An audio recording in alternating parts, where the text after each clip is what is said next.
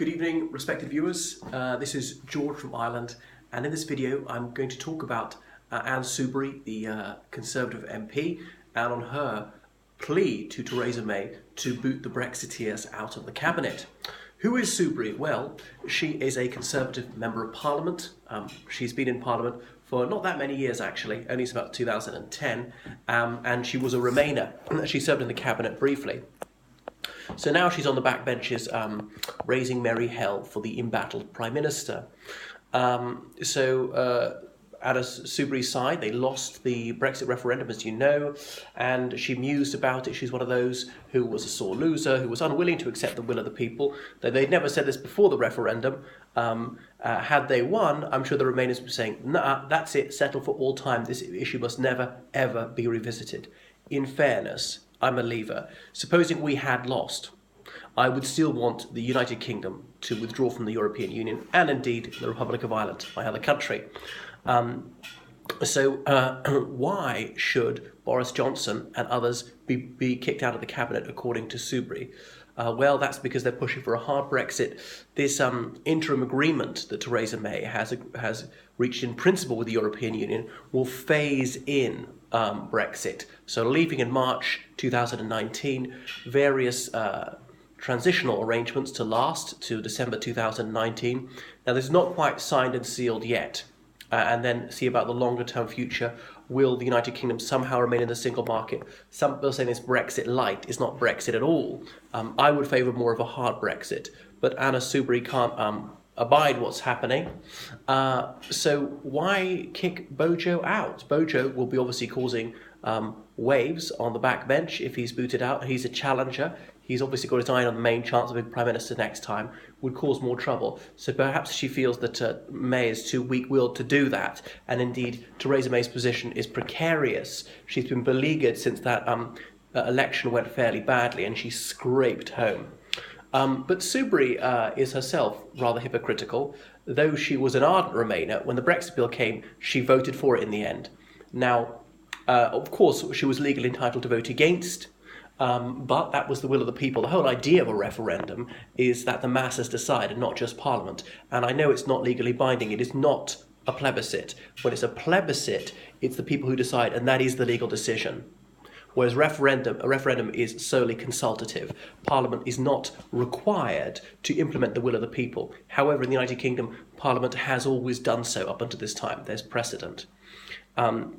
So Soubry made this preposterous claim the Brexiteers brought down John Major and Cameron. Well, there were no Brexiteers in the Conservative and Unionist Party in the 90s, so far as I know. I don't know of a single MP who prior to 97 advocated withdrawing from the European Union, as was that was just after it had been founded in 1993. Prior to that was the European Economic Community. Now, many Conservative MPs have been against the signing of the Treaty of Maastricht in 1992, which created the European Union. But once the UK was in, I don't know of any who said that they should actually withdraw. Perhaps I'm mistaken. I think it'd be very, very few indeed. But every couple of years, the European Union demanded deeper integration and deeper integration. So those people are not Brexiteers. They are Eurosceptics. The term Brexiteer was only coined about 3 years ago. So why did Major cease to be Prime Minister? Well, because he was heavily defeated in an election. Why was he heavily defeated in an election? You can't win them all. The Conservatives already been in office for 18 years, won 4 elections on the trot. It would have been unhealthy for democracy if the Conservatives had won yet again. The NHS was screaming. There were serious problems in public services, things like that. He was uninspiring, and there was Blair, who was a much more rejuvenating figure for the country and appealed to the socially liberal attitude at the time. All sorts of reasons. The fact there were Maastricht rebels was a very minor factor in his defeat. And isn't it partly his own fault after Maastricht for railroading through deeper European integration? The Treaty of Amsterdam negotiations were coming up. It's actually Blair finished them off, but he seemed to be willing to agree to yet more integration. And then she says that Cameron was brought to grief by the Brexiteers. Again, that's bogus. Cameron chose to call this referendum. He was not obliged to. I thought he would renege on his election pledge, as he often did, But no, for once he honoured it, partly believing it would kill UKIP stone dead, the issue would be sorted for generations. But he miscalculated, he led a very lacklustre campaign. Even he had been obliged to admit there was an awful lot that was terribly wrong with the European Union. Partly he was playing to the gallery in the previous election, trying to win over a few people who were wavering between UKIP and the Conservative and Unionist Party. So the referendum was on the European Union. It was not on Cameron. So that's a cop-out. He could have carried on and implemented Brexit. There were other things like, in the Irish Republic, where I come from, occasionally governments have called referenda, campaigned on one side and lost, as on Lisbon, as on Nice, as on various things, and the Taoiseach has still continued in office. Anyway, this was not an issue for which the government was responsible or actually had a collective view. For the third time ever, collective cabinet responsibility had been suspended under Cameron. When the Catholic emancipation was hotly contested in the 1820s, because of such a spirited debate, cabinet responsibility was suspended on that one issue. Cabinet ministers are usually required to publicly defend governmental policy, whether they agree with it or not. That is collective cabinet responsibility. They're all responsible for all areas of policy, even if they privately disagree with them. And if they cannot in conscience advocate for government policy in public, then they must resign from the cabinet, as they occasionally do. Likewise, around the 1975 referendum on the European Economic Community, Wilson suspended collective cabinet responsibility on this single issue, the EEC, and cabinet ministers were welcome to campaign for or against remaining in the EEC. On all other issues, they had to speak up for government policy or else resign. And again, Cameron did this the same. Cabinet ministers were entitled to campaign for leave or remain as they wished. However, on every other issue, they were obliged to speak up for governmental policy. So it was true that about 3/4 of the cabinet were Remainers.